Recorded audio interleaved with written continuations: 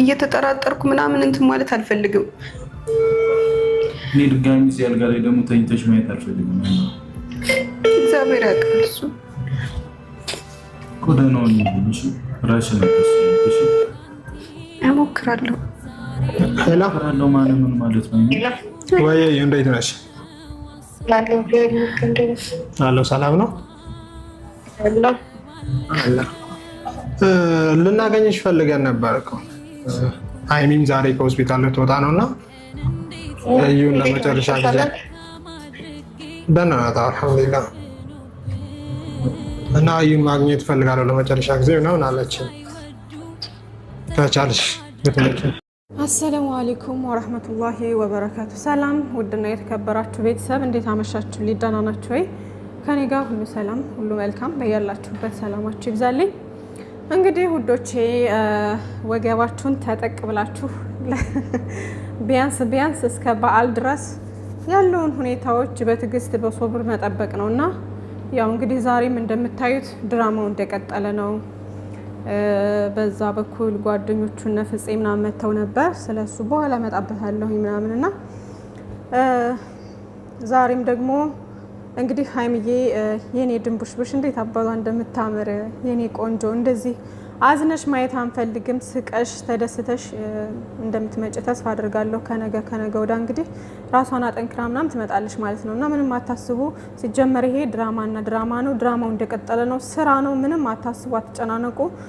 ያው ሶብር አድርገን ብቻ መጨረሻውን ማየት ነው ማለት ነው። ምንም በቃ እውነት የሚመስል ነገር ምንም ነገር የለም ማለት ነው እና አታስቡ፣ አትጨነቁ። ይሄ ሙሉ ለሙሉ በቃ ድራማ ነው ማለት ነው እና ውዶቼ ስቲል ዛሬ ራሱ እንደዚህ ስትባሉ ብዙ ነገር የምታስቡ የምትጨነቁ ትኖራላችሁ ማለት ነው። እኔ ግን የምነግራችሁ ነገር ሀይሚዬና ብሩኬ መቼም አይለያዩም።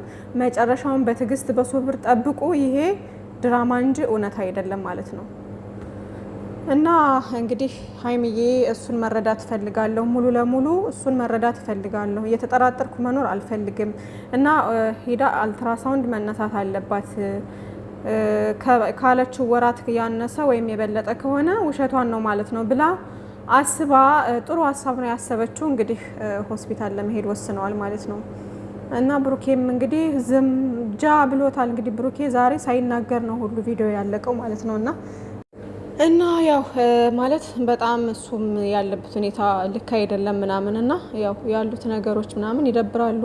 የሰው ልጅ እንደዚህ ድንገት ባላሰባችሁት መንገድ መጥቶ እናንተ ብዙ ነገር በምታስቡበት ብዙ ነገር አለ አይደለ፣ ወደፊታችሁ ስንት ነገር እያሰባችሁ መሀል ላይ መጥቶ እንደገና ያልጠበቃችሁት ነገር ሲፈጠር ስሜቱ ከባድ ነው ውዶቼ።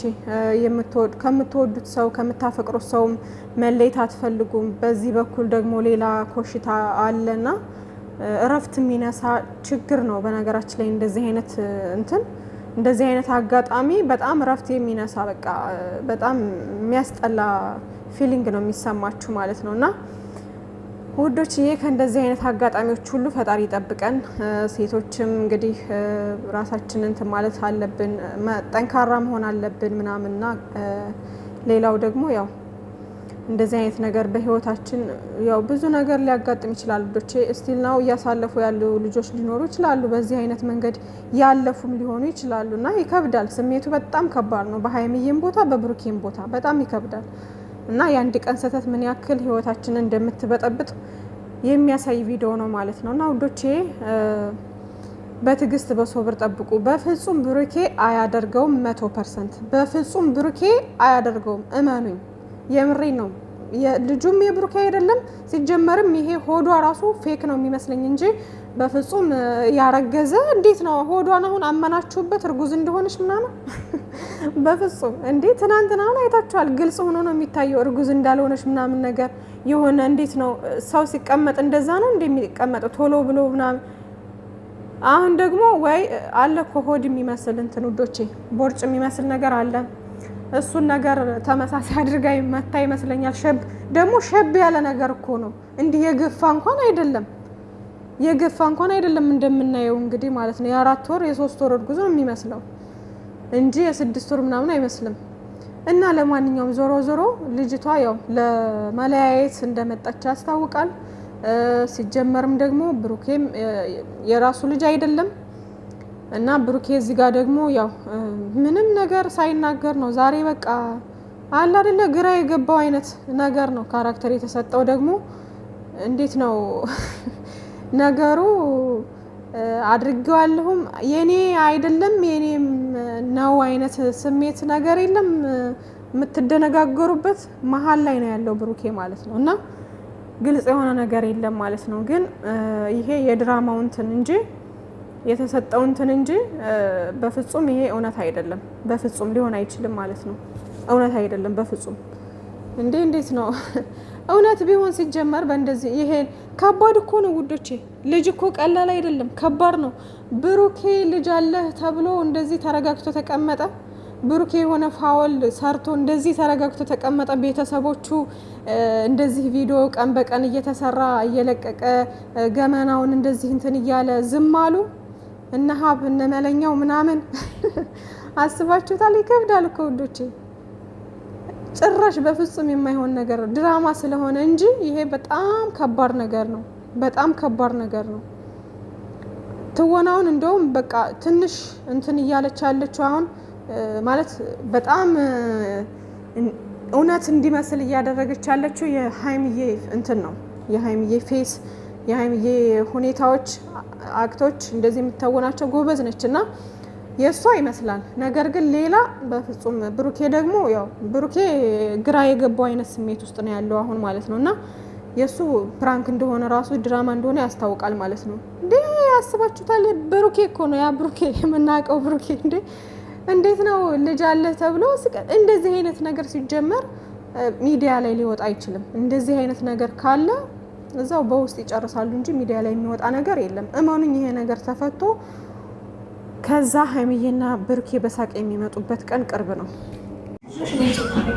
እስከዛሬ ድረስ ዝም ብዬ የተቀመጥኩት እኮ የሚሆን ነገር እንዳይፈጠር ነበር እኮ። እውነት ካለሽ እኮ አልትራሳውንድ መነሳቱ ይሄን ያክል አይከብድም አይደል እንዴ? ጊዜውን ማየት አለብኝ። ገባሽ አይደል እንዴ? ምን ማለት ነው? ሁላችሁም የምትጸጸቱበት ነገር እያደረጋችሁ ያላችሁት ሁሉም ነገር ውሸት ነው ብላችሁ ነው እያመናችሁ ያላችሁት። ይሄ ነገር አልተፈጠረም፣ እውነት አይደለም። ግን እውነቱን ፈጣሪ እኔ እሱ ያውቃል። ልጁ ግን ተረጋግጦ እውነቱን ስታውቅ ግዴታ መውጣት እንዳለበት ወቅ